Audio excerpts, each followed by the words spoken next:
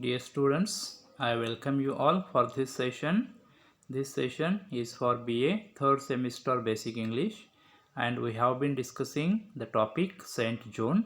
So in the last session we have discussed that Joan of Arc, that is Saint John, goes to meet Sire de Baudricourt, who is a French military governor, and convinces him about her visions. And finally the Sire de Baudricourt was convinced, and then he did as he was told by Saint John. Now let us see what happens next. The next morning, Joan started off to see King Charles. She had cut her hair short, and the sire had given her a magnificent stallion. So, the following day, that is the next day, Joan started off to see King Charles. That it means she goes to see King Charles, to meet King Charles. Then she had cut her hair short, and the sire had given her a magnificent stallion. Stallion means a horse, as she had requested sire, that Sire de Baudricourt had given her a very energetic, very magnificent horse. When she reached the court of King Charles at Chinon, that is the King Charles of France, she could not get in, means there also she was not given permission to enter the king's palace. She had to wait there for 2 days. Look here, Saint John has now gone to meet the King of France, that is King Charles, who is at Chinon, and there also she was not given the entry. She had to wait there for 2 days. At last, however, she strode into house in which the king was living with his nobles. Means finally she gets entry into the house where the king lived with his nobles. Everyone laughed at her once more. So when Joan entered the king's palace, everyone present there laughed at her, made fun of her, but her shining eyes, her faith in God, and her determination conquered them at last. So finally her shining eyes and her faith in God and her determination conquered at last. One morning she stood before the king himself and told him what she had told Sire de Baudricourt. So one fine morning she repeated all the things before the king as she had told to the Sire de Baudricourt. The king also listened to the Joan's story in silence. "If you give me an army," she said, "a sword and a good horse, I shall win back Orleans for you." So this is how Joan speaks with the king, or this is what Saint John tells to the king. She requests him to give her an army, a sword and a good horse, and she would win back Orleans for him. Have faith in God and in me, who has been chosen by God. So she tells the king that to have faith in God, and also to have faith in her who has been chosen by the God, and you will drive out the English and be the king in your own land. So this is what Joan tells the king. Now King Charles thought for a long time. He did not give his decision instantly. He thought for a long time. The English army was at that moment poised for an assault on Orleans. So English army at that time had planned an attack on Orleans. Orleans is a big city, a fine city in France, with many beautiful buildings and very rich houses, and King Charles knew it would soon fall to the English army and perhaps be destroyed. So the city of Orleans was about to be captured by the French army. Orleans was a very fine city, beautiful city with beautiful buildings, rich houses. But very soon the French would capture it. So finally the king spoke. "You may leave us for the present," he told Joan. So he requested Joan to wait for some time, and when she had gone, he turned to the nobles, that is, he made consultations with his nobles, and officers of army gathered around him. "What do you think, gentlemen?" asked the king. So now the King Charles of France is having consultations or is discussing the matter with his advisors. "I almost believe her myself." So the king was about to believe in Saint Joan. "Her eyes have a curious light in them, which, if it frightens me, might also frighten the English." So he spoke about Joan's eyes, and he told them that her eyes had a curious light, and everybody was frightened of her eyes, and so the English people would also be frightened of her eyes.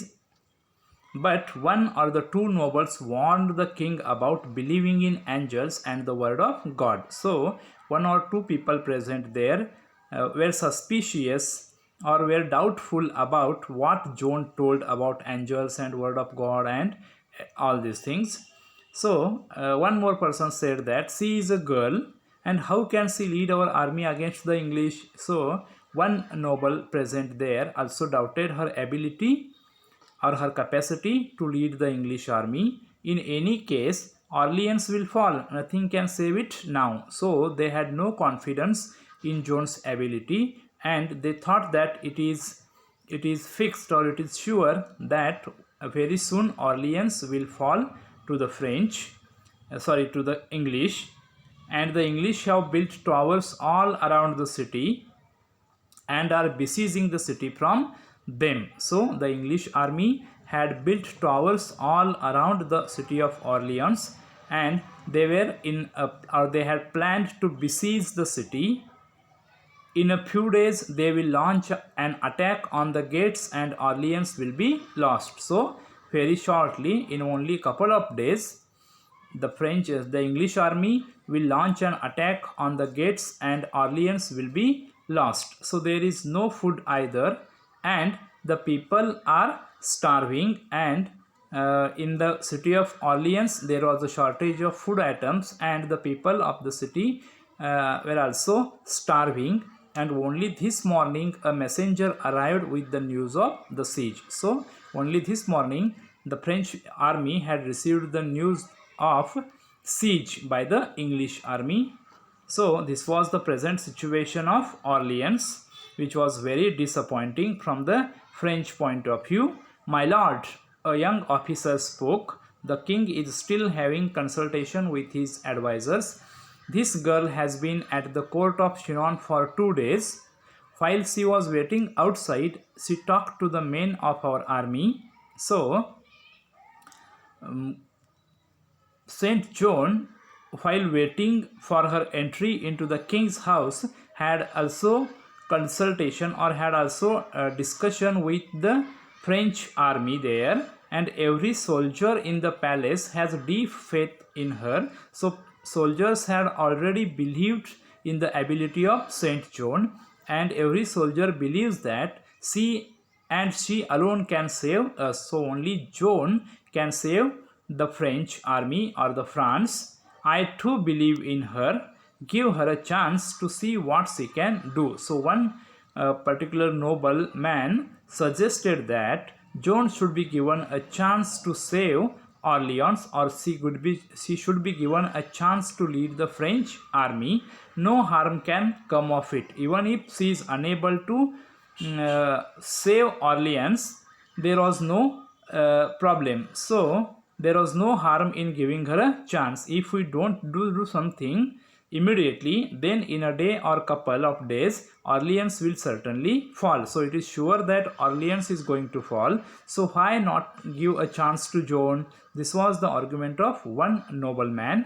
And perhaps the English will march on Chinon next, and if once Orleans is captured by the French, their next they will attack the city of Chinon. So the king also agreed, and the thought of the English in the court of Chinon made him shiver. So when he thought about the English attack on Chinon, he was also very much frightened, and so they might even capture him as well as destroy his court. So these were the apprehensions of the King Charles, and he summoned Joan again and asked. So he again called the Joan in and he asked her, "What do you want, Joan of Arc?" So I want an army of soldiers, a horse and a sword and a coat of a mail. So these are the four things demanded by Joan. Then I shall save Orleans. So once again, Joan demanded, she wants an army of soldiers, a horse, a sword and a coat of a mail. So the next morning, Joan rode out of Sinon on a spirited white charger. So here charger means a horse which runs very fast. So the next morning, that is the following day, Joan started her journey of Chinon on a very spirited, young and energetic horse at the head of 5,000 men. So she started her journey along with 5,000 soldiers. She wore a coat of mail and she also carried a sword. With her short hair and handsome face, she looked like a young boy. So this was her new look going into the battle for the first time. She carried a white banner with lilies of France embroidered on it. So she also carried a white banner, a flag with white lilies embroidered on it. When she got to Orleans, so her first duty was to save Orleans from the English attack. So when she got to the Orleans, she marched between the towers which the English had built. So already you know that English army had built towers around the city of Orleans in order to attack it. So when Joan of Arc reached the city of Orleans, she marched between the towers and she entered the city. The English were a little dismayed, means the English army, when noticed that Saint John had reached there, they were a little dismayed, unhappy at the sight of the French army. But in Orleans, the French soldiers were encouraged and delighted. So when the French soldiers realized that the French army had come there and Joan of Arc was their leader, they were very much encouraged and they were delighted. "I bring you food," Joan said in the marketplace when she spoke to the army and to the people of Orleans. So this is how Joan of Arc consoled the people of Orleans, and she also stated that she had brought food for them, but I also bring you something more important. This is how Joan of Arc spoke with the French people living in Orleans. "I have not only brought you food, but also I have brought you something more important, and that is I have brought you faith. So please believe in me. If you rely on the help of our Father in heaven, we can beat the English and drive them over the sea." So she encouraged the people of Orleans, she encouraged the French army stationed there to believe in the ability of the